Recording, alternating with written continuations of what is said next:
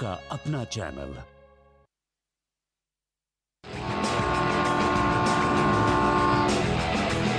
शुरू हो गया।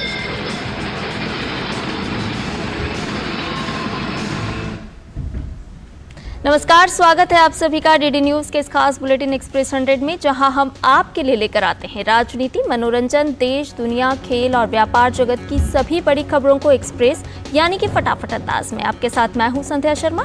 तो देखिए खबरें तेज रफ्तार से। प्रधानमंत्री नरेंद्र मोदी 19वें एशियाई खेलों में सर्वश्रेष्ठ प्रदर्शन करने वाले भारतीय एथलीटों के दल से आज नई दिल्ली के मेजर ध्यानचंद स्टेडियम में बातचीत करेंगे।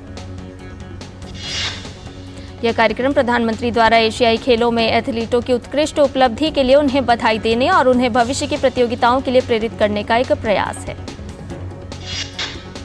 कार्यक्रम में एशियाई खेलों के लिए भारतीय दल के एथलीट, उनके कोच, भारतीय ओलंपिक संघ के अधिकारी, राष्ट्रीय खेल महासंघों के प्रतिनिधियों सहित युवा कार्यक्रम और खेल मंत्रालय के अधिकारी भी भाग लेंगे। केंद्रीय गृह मंत्री अमित शाह आज तेलंगाना के चुनावी दौरे पर रहेंगे। अमित शाह तेलंगाना के आदिलाबाद में जनगर्जना सभा को संबोधित करेंगे। तेलंगाना की 119 सीटों पर 30 नवंबर को मतदान होना है। अमित शाह सिकंदराबाद में बुद्धिजीवियों के एक सम्मेलन को भी संबोधित करेंगे। विधानसभा चुनाव की तारीख का ऐलान होने के बाद अमित शाह का यह पहला तेलंगाना दौरा है। 5 राज्यों में चुनावी शंखनाद हो गया है। भारतीय चुनाव आयोग ने राजस्थान, छत्तीसगढ़, मध्य प्रदेश, तेलंगाना और मिजोरम के विधानसभा चुनाव के लिए तारीखों की घोषणा कर दी है। इसके साथ ही इन 5 राज्यों में चुनाव आचार संहिता भी लागू हो चुकी है। मिजोरम में 7 नवंबर को वोट डाले जाएंगे, तो छत्तीसगढ़ में 2 चरणों में वोटिंग होगी। ये तारीख 7 नवंबर और 17 नवंबर होगी। मध्य प्रदेश में चुनाव 17 नवंबर को होंगे। राजस्थान में 23 नवंबर को वोट डाले जाएंगे, जबकि सबसे अंत में मतदान की तारीख तेलंगाना में 30 नवंबर है। सभी 5 राज्यों में मतगणना 3 दिसंबर 2023 को शुरू की जाएगी। मुख्य चुनाव आयुक्त राजीव कुमार ने बताया, मिजोरम, छत्तीसगढ़, राजस्थान, तेलंगाना और मध्य प्रदेश की विधानसभा सीटों को मिलाया जाए तो कुल सीटें 679 होंगी। चुनावों में किए जाने वाली घोषणाओं और चुनावी वादों पर मुख्य चुनाव आयुक्त राजीव कुमार ने कहा कि मैनिफेस्टो में घोषणाएं करना राजनीतिक दलों का अधिकार है, तो वहीं जनता का भी अधिकार है कि वो जान सके कि ये वादे कैसे पूरे किए जाएंगे। चुनाव आयोग ने कहा कि मतदाताओं को प्रेरित करने के लिए युवा, महिला और दिव्यांगजन मतदाताओं के लिए विशेष मतदान केंद्र बनाए जाएंगे। 5 राज्यों में विधानसभा चुनाव की घोषणा पर केंद्रीय मंत्री नरेंद्र सिंह तोमर ने कहा कि भाजपा मध्य प्रदेश, छत्तीसगढ़, राजस्थान और मिजोरम में भी सरकार बनाने में कामयाब होगी। तेलंगाना विधानसभा चुनाव की घोषणा पर भाजपा नेता जी किशन रेड्डी ने कहा, मेरा पूरा विश्वास है कि तेलंगाना में केसीआर बीआरएस की सरकार जाएगी और पीएम मोदी के नेतृत्व वाली भाजपा की सरकार आएगी। 5 राज्यों में चुनाव की घोषणा का कांग्रेस सांसद रणदीप सुरजेवाला ने स्वागत किया है। उन्होंने कहा कि 5 राज्यों के चुनाव भारत में एक नया इतिहास रचेंगे। मध्य प्रदेश चुनाव की घोषणा पर मुख्यमंत्री शिवराज सिंह चौहान ने कहा, यह लोकतंत्र का सबसे बड़ा उत्सव है। उन्होंने लोगों से चुनाव में बढ़ चढ़कर हिस्सा लेने की अपील की। केंद्रीय मंत्री गजेंद्र सिंह शेखावत ने कहा कि चुनावी तिथि की घोषणा के साथ ही गहलोत सरकार का राज्य के सत्ता से जाना तय हो गया है। वहीं राजस्थान कांग्रेस अध्यक्ष गोविंद सिंह डोटासरा ने कहा, राजस्थान में लोगों ने मन बना लिया है कि कांग्रेस सरकार फिर से सत्ता में काबिज होगी। मध्य प्रदेश सरकार में मंत्री विश्वास सारंग ने कहा कि डबल इंजन की जो परिभाषा पीएम मोदी के नेतृत्व में पूरे देश में स्थापित हुई है, इसका बहुत सफल मॉडल मध्य प्रदेश में लागू हुआ है।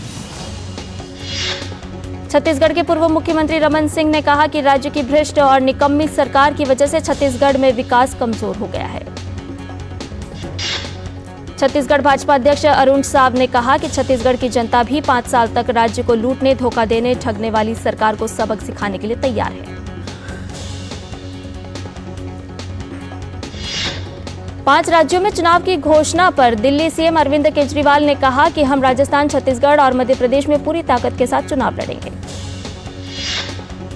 मध्य प्रदेश में भाजपा ने 57 उम्मीदवारों की चौथी सूची जारी की, जिसमें सीएम शिवराज सिंह चौहान को बुधनी से, गृह मंत्री नरोत्तम मिश्रा को दतिया से, गोपाल भार्गव को रैली से, विश्वास सारंग को नरेला और तुलसीराम सिलावट को सांवेर से टिकट दिया गया है। भाजपा ने राजस्थान में 41 उम्मीदवारों की पहली सूची जारी की है। भाजपा ने राजस्थान में 7 सांसदों को विधानसभा चुनाव लड़ने के लिए मैदान में उतारा है। इनमें राज्यवर्धन राठौड़, झोटवाड़ा से, दिया कुमारी विद्याधर नगर से, बाबा बालकनाथ तिजारा से और करोड़ीलाल मीणा सवाई माधोपुर से चुनाव लड़ेंगे। छत्तीसगढ़ विधानसभा चुनाव के लिए भाजपा ने 64 प्रत्याशियों की दूसरी सूची जारी की है। पूर्व मंत्री पुन्नूलाल मोहिले, धमतरी विधायक रंजना साहू और दयालदास बघेल को मौका दिया गया है। सरगुजा से सांसद व केंद्रीय मंत्री रेणुका सिंह को भरतपुर सोनहत से चुनाव मैदान में उतारा गया है। केंद्रीय वित्त मंत्री निर्मला सीतारमण आज मोरक्को की आधिकारिक यात्रा पर रवाना होंगी। अपनी यात्रा के दौरान वित्त मंत्री विश्व बैंक समूह और अंतर्राष्ट्रीय मुद्रा कोष की वार्षिक बैठक में भाग लेंगी। साथ ही G20 वित्त मंत्रियों और केंद्रीय बैंक गवर्नर्स की चौथी बैठक में भी शामिल होंगी। इटली दौरे पर गए रक्षा मंत्री राजनाथ सिंह ने रोम में अपने समकक्ष गुइडो क्रोसेटो के साथ बैठक की। इस दौरान रक्षा सहयोग से संबंधित कई मुद्दों पर चर्चा हुई। साथ ही भारत और इटली के बीच रक्षा सहयोग पर एक समझौते पर भी हस्ताक्षर किए गए। तंजानिया की राष्ट्रपति सामिया सुलूहू हसन आज नई दिल्ली में भारत तंजानिया निवेश और व्यापार फोरम 2023 के कार्यक्रम में भाग लेंगी। वाणिज्य और उद्योग मंत्री पीयूष गोयल भी कार्यक्रम में मौजूद रहेंगे। इससे पहले कल भारत के दौरे पर पहुंची तंजानिया की राष्ट्रपति सामिया सुलूहू हसन ने प्रधानमंत्री नरेंद्र मोदी से मुलाकात की। दोनों देशों के बीच 6 समझौते ज्ञापन का आदान प्रदान किया गया। भारत और तंजानिया के बीच डिजिटल डोमेन, संस्कृति, खेल, समुद्री उद्योग और व्हाइट शिपिंग सूचना साझाकरण में सहयोग प्रदान करने पर सहमति बनी है। पीएम मोदी ने भारत तंजानिया के संबंधों को ऐतिहासिक बताते हुए कहा कि आज हम अपनी सदियों पुरानी मित्रता को सामरिक भागीदारी के सूत्र में बांध रहे हैं। प्रधानमंत्री ने बताया कि रक्षा के क्षेत्र में 5 साल के रोड मैप पर सहमति बनी है। इसके माध्यम से सैन्य प्रशिक्षण, समुद्री सहयोग, क्षमता निर्माण, रक्षा उद्योग जैसे क्षेत्रों में नए आयाम जुड़ेंगे। तंजानिया के राष्ट्रपति ने भारत को तीसरा सबसे बड़ा व्यावसायिक सहयोगी बताते हुए G20 के सफल आयोजन और इसमें अफ्रीकी संघ को शामिल किए जाने पर प्रधानमंत्री नरेंद्र मोदी के प्रति आभार व्यक्त किया। इससे पहले राष्ट्रपति भवन में तंजानिया की राष्ट्रपति सामिया सुलूहू हसन का औपचारिक स्वागत किया गया। इस मौके पर राष्ट्रपति द्रौपदी मुर्मू के साथ प्रधानमंत्री नरेंद्र मोदी भी मौजूद रहे। उन्होंने राष्ट्रपिता महात्मा गांधी की समाधि स्थल राजघाट जाकर अपने श्रद्धासुमन अर्पित किए। जम्मू कश्मीर के शोपियां में सुरक्षा बलों और आतंकवादियों के बीच मुठभेड़ चल रही है। सुरक्षा बलों ने 2 आतंकियों को ढेर कर दिया है। फिलहाल इलाके में सर्च ऑपरेशन चलाया जा रहा है। इजरायल ने दक्षिणी इलाकों पर दोबारा नियंत्रण हासिल करने का ऐलान किया है। इजरायली लड़ाकू विमानों ने गाजा पट्टी पर बीती रात 500 से अधिक हमास और इस्लामिक जिहाद आतंकवादी ठिकानों पर हमला किया। संघर्ष में दोनों पक्षों की तरफ से अब तक 1500 से अधिक लोगों के मारे जाने की खबर है, जिसमें इजरायल के 900 और हमास के 687 से ज्यादा लोग शामिल हैं। गजा में 1,20,000 से अधिक लोग विस्थापित हुए हैं। हमास द्वारा इजरायल पर किए हमले को इजरायली प्रधानमंत्री बेंजामिन नेतन्याहू ने इस्लामिक स्टेट द्वारा किए गए अत्याचारों के समान बताया है। उन्होंने कहा कि हमास द्वारा किए गए अत्याचार इस्लामिक स्टेट द्वारा किए गए अत्याचारों के समान है। दिल्ली में कांग्रेस वर्किंग कमेटी की बैठक के बाद इजरायल और हमास के बीच छिड़ी जंग पर कांग्रेस ने एक प्रस्ताव पारित कर फिलिस्तीन के अधिकारों का समर्थन किया है, जबकि प्रस्ताव में इजरायल पर हुए हमले का जिक्र तक नहीं है। कांग्रेस के प्रस्ताव पर केंद्रीय मंत्री अनुराग सिंह ठाकुर ने हमला बोला है। उन्होंने कहा कि कट्टरपंथी इस्लामी बर्बर लोगों के एक समूह के कारण कांग्रेस पार्टी और राहुल गांधी ने यह स्वीकार करने से इनकार कर दिया कि यह एक घृणित आतंकवादी कृत्य है। वहीं प्रहलाद जोशी ने कहा कि कांग्रेस फिर आतंकवादी संगठनों और आतंकवाद का समर्थन कर रही है। इस रुख से INDI गठबंधन की अग्रणी पार्टी ने खुद को देश के सामने उजागर कर दिया है। और बुलेटिन में फिलहाल रुकने एक छोटे से ब्रेक के लिए जल्द हाजिर होंगे। मैं क्या जी, सब जानते हैं, जहां दिखे मारियो, अपना समझ के खा लियो। अर्जुन, एग्जाम्स में you made us really proud. अब आगे क्या सोचा है? पापा, मैंने IIT जाना है और इंजीनियर बनना है। थिंक IIT, थिंक विद्या मंदिर। शेयर मार्केट में इन्वेस्ट करें, गारंटीड रिटर्न से लाखों कमाएं। ये लिमिटेड ऑफर सिर्फ आपके लिए। नागिन की आंख में कैमरा फिट होता है। तुम भी क्या बकवास में यकीन करती हो? आप भी तो वही कर रहे हो पापा। शेयर मार्केट में कोई गारंटीड रिटर्न्स का वादा नहीं कर सकता। ऐसा कोई मैसेज, मेल या एड दिखे तो समझिए गलत है। ऐसे स्कीम निवेशक के साथ धोखा है और कानूनन अपराध भी। कितनी बार तो समझाया आपको। समझकर इन्वेस्ट कर। जो बनकर मेरा हमसफर आएगा, सिर्फ उसी को फर्क नजर आएगा।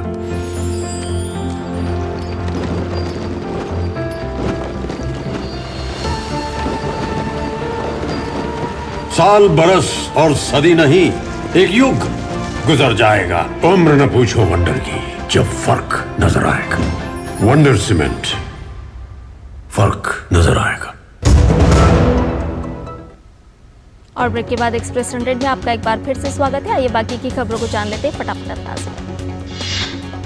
उत्तर प्रदेश के मुरादाबाद में IFTM विश्वविद्यालय में भारत में G20 सम्मेलन चुनौतियां एवं संभावनाओं विषय पर 2 दिवसीय राष्ट्रीय सेमिनार का आयोजन किया गया। सेमिनार का उद्घाटन उत्तर प्रदेश उच्च शिक्षा विभाग की G20 ब्रांड एम्बेसडर और पूर्व पर्वतारोही स्क्वाड्रन लीडर तुलिका रानी ने की। चंडीगढ़ में PGI के नेहरू अस्पताल में रात को भीषण आग लग गई। ग्राउंड फ्लोर में लगी आग 5 मंजिल में फैल गई। आग पर काबू पा लिया गया है। इस दौरान कोई जनहानि नहीं हुई है। मध्य प्रदेश के दमोह के कचारा क्षेत्र में फल बाजार में आग लग गई। मौके पर दमकल की गाड़ियां मौजूद हैं। आग पर काबू पाने की कोशिश की जा रही है। जानकारी के मुताबिक फिलहाल किसी के हताहत होने की खबर नहीं है। भारतीय सेना ने सिक्किम के बाढ़ प्रभावित इलाकों में राहत व बचाव के लिए बड़ा अभियान शुरू किया है। सेना ने कठिन इलाकों से गुजरते हुए एक चुनौतीपूर्ण अभियान चलाया और चुंगथांग के उत्तर पश्चिम में राबोम के अलग थलग गांव तक पहुंचे और 150 से 200 लोगों को बचाया। पश्चिम बंगाल के पश्चिम मेदिनीपुर में कई दिनों की भारी बारिश के चलते सबोंग के अलग अलग इलाकों में बाढ़ जैसी स्थिति बनी हुई है। नैनीताल जिले में जोलीकोट स्थित अवैध मदरसे में बच्चों के साथ हुए अमानवीय व्यवहार पर राज्य सरकार गंभीर हो गई है। मुख्यमंत्री पुष्कर सिंह धामी ने इस मामले को गंभीरता से लेते हुए प्रदेश में संचालित हो रहे सभी मदरसों के सत्यापन के निर्देश दिए हैं। सुप्रीम कोर्ट ने दिल्ली कांग्रेस की उस याचिका को खारिज कर दिया है जिसमें राज्य निर्वाचन आयोग द्वारा EVM और वीवीपैट मशीनों की फर्स्ट लेवल चेकिंग को चुनौती दी गई थी। सुप्रीम कोर्ट ने कहा कि यह प्रक्रिया बहुत विस्तृत है और राजनीतिक पार्टियों का इसमें विश्वास है। यही प्रक्रिया पूरे देश में अपनाई जाती है।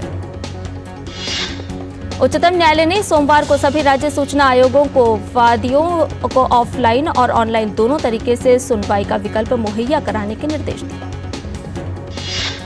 पंजाब भर की 1840 अनाज मंडियों में धान की फसल के दौरान किसानों को भारी समस्याओं का सामना करना पड़ सकता है। पंजाब की मंडियों में काम करने वाले 10 लाख मजदूर अनिश्चितकालीन हड़ताल पर चले गए हैं। केंद्रीय मत्स्य पालन, पशुपालन और डेयरी मंत्री पुरुषोत्तम रूपाला आज कोच्चि में 16वीं कृषि विज्ञान कांग्रेस का उद्घाटन करेंगे। इनमें देश और विदेश से 1500 से अधिक प्रतिनिधि भाग लेंगे।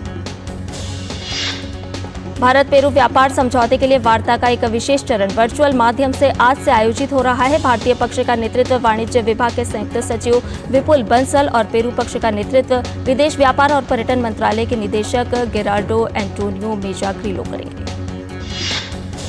राष्ट्रीय नमूना सर्वेक्षण कार्यालय द्वारा जारी आर्थिक श्रम बल सर्वेक्षण वार्षिक रिपोर्ट 2022-23 के अनुसार 15 वर्ष और उससे अधिक आयु के व्यक्तियों के लिए भारत में बेरोजगारी दर जुलाई 2022 से जून 2023 के दौरान 6 साल के निचले स्तर 3.2% पर दर्ज की गई। भारत के कीमती पत्थरों और आभूषणों के निर्यात में पश्चिम एशिया की हिस्सेदारी कुल का लगभग 17% है, जो पिछले वित्तीय वर्ष में $37.9 बिलियन थी, जबकि इजराइल को किए गए निर्यात का मूल्य $1.3 बिलियन था। इजराइल हमास युद्ध के फैसले से तेल की कीमतें बढ़ सकती है। सितंबर में एक साल के उच्चतम स्तर $97 प्रति बैरल को छूने के बाद पिछले हफ्ते कीमतों में तेज गिरावट दर्ज हुई थी। भारत में 5G सेवा शुरू हुए साल भर हुआ है, मगर इतने कम अरसे में भी भारत इस मोर्चे पर दुनिया के शीर्ष देशों में शुमार हो गया है। भारत इस उल्लेखनीय प्रगति के साथ ही चीन और अमेरिका के बाद 5G सेवा देने वाला तीसरा देश हो गया है। भारत में वाहन पंजीकरण में सितंबर में 20% की वृद्धि देखी गई है। दोपहिया वाहनों की बिक्री में 2% की वृद्धि दर्ज की गई है, जबकि यात्री वाहन पंजीकरण में 19% की वृद्धि हुई। वहीं वाणिज्यिक वाहन की बिक्री में 21.68% की वृद्धि हुई।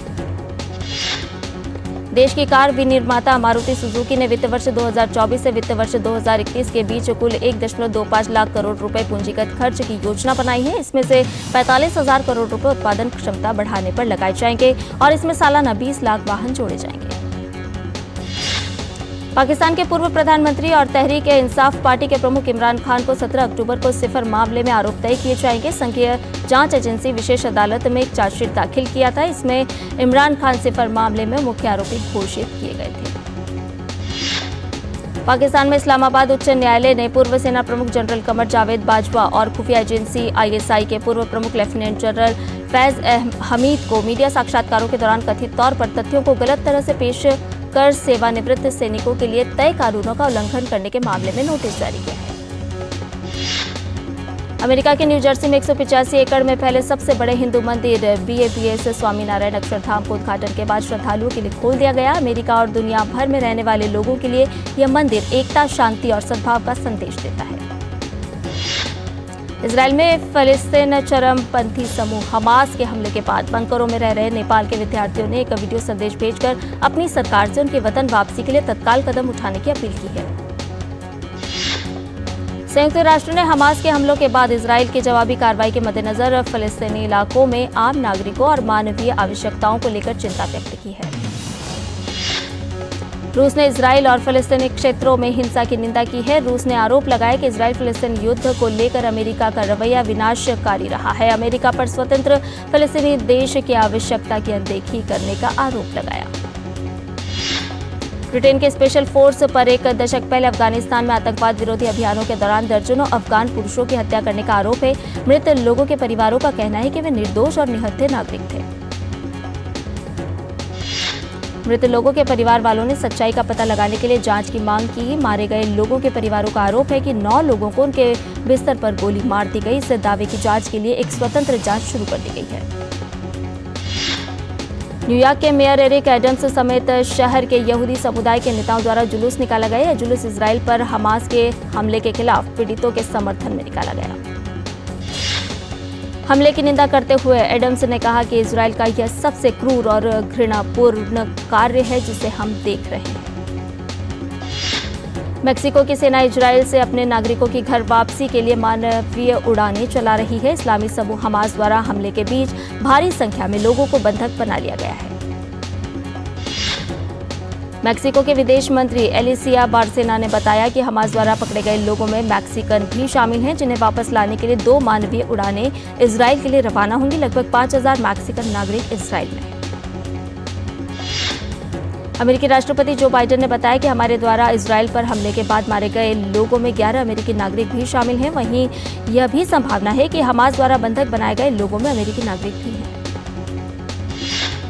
रॉबर्ट एफ कैनेडी जूनियर ने फिलाडेल्फिया में घोषणा की है कि राष्ट्रपति पद के लिए अपनी डेमोक्रेटिक पार्टी की दावेदारी छोड़ रहे हैं और एक स्वतंत्र उम्मीदवार के रूप में चुनाव लड़ेंगे। कैनेडी ने खुद को एक एकीकृत करने वाले और उन मतदाताओं के लिए एक आवाज के रूप में पेश करने की कोशिश की जो संयुक्त राज्य अमेरिका के पक्षपातपूर्ण विभाजन और कटुता से तंग आ चुके हैं और उन्हें देश में सुधार के लिए बाधा बता रहे हैं। चीनी राष्ट्रपति शी जिनपिंग ने अमेरिकी सीनेट नेता चक शुमर के साथ मुलाकात में कहा कि चीन और अमेरिका को एक दूसरे का सम्मान करना चाहिए। ICC विश्व कप में आज 2 मुकाबले खेले जाएंगे। पहले मैच में विश्व चैंपियन इंग्लैंड का सामना बांग्लादेश से होगा। इंग्लिश टीम इस मैच में पहली जीत के इरादे से उतरेगी। पाकिस्तान के सामने होगी एक अन्य एशियाई टीम श्रीलंका की चुनौती। पाकिस्तान ने जहां पहला मुकाबला जीता था, वहीं श्रीलंका को पहले मैच में हार मिली थी।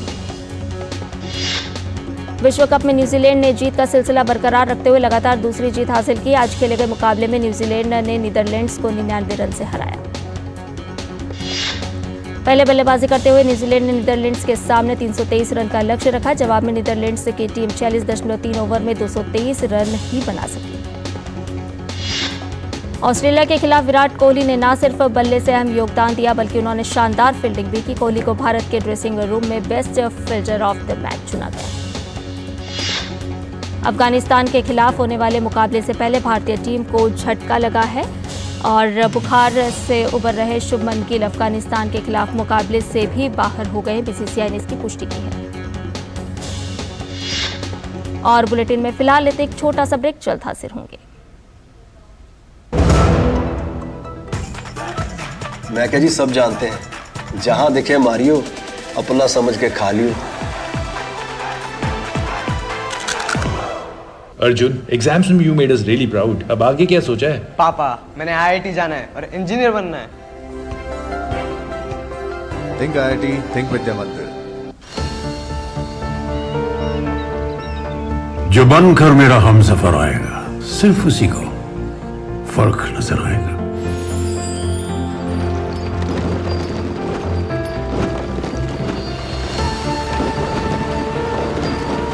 साल बरस और सदी नहीं, एक युग गुजर जाएगा। उम्र न पूछो वंडर की, जब फर्क नजर आएगा।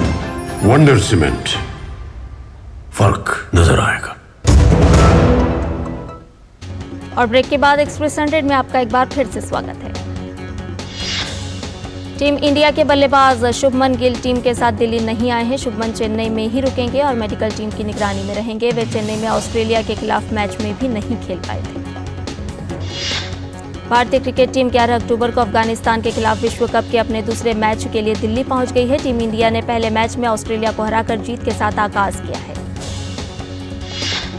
शीर्ष वरीयता प्राप्त स्पेन के कार्लोस अल्कराज ने शंघाई मास्टर्स के प्री क्वार्टर फाइनल में जगह बना ली है। अंतिम 32 के मुकाबले में अल्कराज ने डैन इवांस को सीधे सेट में 7-6, 6-4 से हराने में सफलता पाई।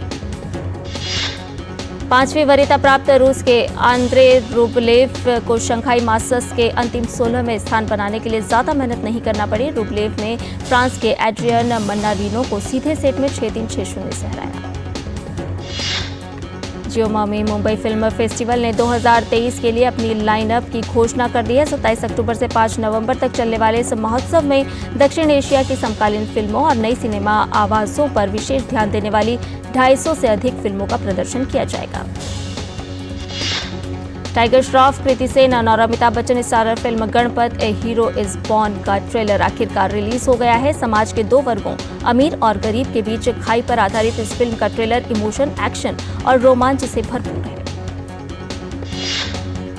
शाहरुख खान की फिल्म पठान और जवान की सफल रिलीज के बाद उन्हें जान से मारने की धमकी मिल रही है। इसके बाद उन्हें Y+ सिक्योरिटी दे दी गई है। इससे पहले शाहरुख खान की सुरक्षा के लिए सिर्फ 2 पुलिस कांस्टेबल ही थे। इजराइल और फिलिस्तीन के बीच चल रहे युद्ध पर बॉलीवुड एक्ट्रेस स्वरा भास्कर ने फिलिस्तीन के समर्थन में अपनी प्रतिक्रिया दी है। स्वरा ने अपनी इंस्टा स्टोरी पर पोस्ट करते हुए लोगों को बताया पाखंडी। Bhumi Pednekar starrer film thanks for coming का बॉक्स ऑफिस पर हुआ बुरा हाल। फिल्म को रिलीज हुए 3 दिन हो गए हैं और अब तक फिल्म 5 करोड़ रुपए का आंकड़ा भी नहीं छू पाई है। सुष्मिता सेन की वेब सीरीज आर्या 3 का शानदार टीजर रिलीज हो गया है। 30 सेकंड के इस टीजर में पहले पार्ट और दूसरे पार्ट की कुछ झलक भी दिखाई गई है। कॉमेडी ड्रामा फिल्म फुकरे 3 घरेलू बॉक्स ऑफिस पर तो धमाल मचा ही रही है। वर्ल्ड वाइड भी फिल्म ताबड़तोड़ कमाई कर रही है। फुकरे की तीसरी किश्त ने महज 11 दिनों में 100 करोड़ का आंकड़ा पार कर लिया है। फातिमा सना शेख, दिया मिर्जा, रत्ना पाठक शाह और संजना सांगी स्टारर फिल्म धक धक का दमदार ट्रेलर रिलीज हो गया है। ट्रेलर में ये एक्ट्रेस बाइकर्स में दमदार रोल में नजर आ रही हैं। ये फिल्म 13 अक्टूबर को सिनेमाघरों में रिलीज होने वाली है। भारत और कनाडा के बीच इस समय राजनीतिक तनाव चल रहा है। ऐसे में पंजाबी सिंगर गुरदास मान ने कनाडा में होने वाले अपने टूर को फिलहाल पोस्टपोन कर दिया है। गुरदास मान का म्यूजिक कॉन्सर्ट 22 से 31 अक्टूबर के बीच कनाडा के वैंकूवर, टोरंटो, कैलगरी में होने वाला था। बॉलीवुड एक्ट्रेस आलिया भट्ट हाल ही में बेटी राहा के साथ स्पॉट हुई, जिसमें आलिया राहा को गोद में लेकर कार में बैठती हुई नजर आई। दोनों की आउटिंग का एक वीडियो सोशल मीडिया में वायरल हो रहा है। हालांकि इसमें राहा का चेहरा नहीं दिख रहा है। रोहित शेट्टी ने अपनी सुपरहिट कॉम सीरीज की अगली फिल्म सिंघम अगेन की शूटिंग शुरू कर दी है। फिल्म के क्लाइमैक्स सीन को पहले शूट किया जा रहा है। फिल्म अगले साल 15 अगस्त को रिलीज होगी। केंद्रीय मंत्री नितिन गडकरी के जीवन पर आधारित मराठी फिल्म गडकरी का टीजर सामने आया है। फिल्म 27 अक्टूबर को सिनेमाघरों में रिलीज होगी। तेलुगु अभिनेता नितिन की फिल्म एक्स्ट्रा अब 8 दिसंबर को रिलीज होगी। फिल्म का निर्देशन लेखक से निर्देशक बने वक्कांथम वामसी द्वारा किया गया है। फिल्म प्यारी तारावाली का ट्रेलर रिलीज हो गया है। सत्य घटना पर आधारित यह म्यूजिकल ड्रामा फिल्म 27 अक्टूबर को रिलीज होगी। अभिनेता ममूटी और जीवा की फिल्म यात्रा 2 का पहला लुक जारी हो गया है। फिल्म अगले साल 8 फरवरी को रिलीज होगी। अभिनेता वरुण तेज और मानुषी छिल्लर की फिल्म ऑपरेशन वैलेंटाइन का नया पोस्टर सामने आया है। इस फिल्म से तेलुगु अभिनेता वरुण तेज बॉलीवुड में कदम रख रहे हैं। और एक्सप्रेस न्यूज में फिलहाल इतना ही। हमें दीजिए इजाजत, लेकिन आप देखते रहिए डीडी न्यूज। नमस्कार।